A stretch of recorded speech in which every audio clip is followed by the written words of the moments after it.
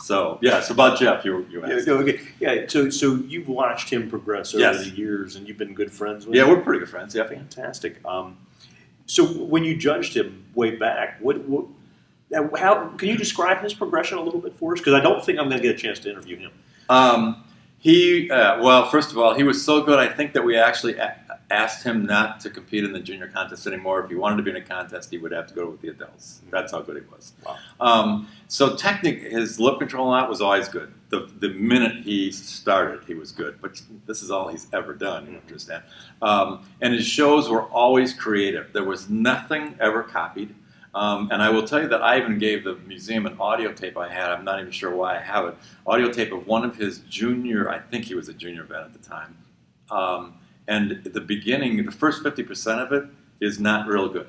It's the most unfunniest I've ever heard him, and I sort of remember the routine. But the next 50% is drop dead funny.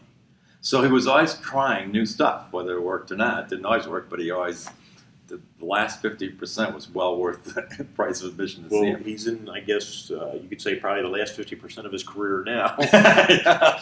Sorry, Jeff. But he was always funny. Yeah. Yep. Yeah. So, which is the key. And he's always said that was the key. Yep. So. Yes. Of all the people you've met, who was the one that just really stands out in your mind of all the vents, or maybe celebrities? Have you opened for celebrities? I have a few times when I was in my heyday. I guess I've opened for celebrities, but I can tell you that the celebrities I opened for, the country western people, are the nicest ever. Compared to, some of them, if they're non-country western, some of them won't even talk to you ahead of time. I've yet to have a country western performer not come and introduce themselves. I opened for Boxcar Willie once. He impressed me. I'll tell you. He told me that, we were sitting in the green room, and he said he was on the road like 300 and some days a year. Yeah, and all one-night stands. Unbelievable.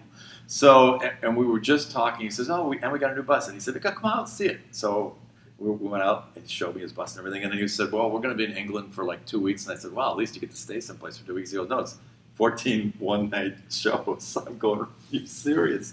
So, but what really impressed me was when I first got to the theater, he and his band were rehearsing.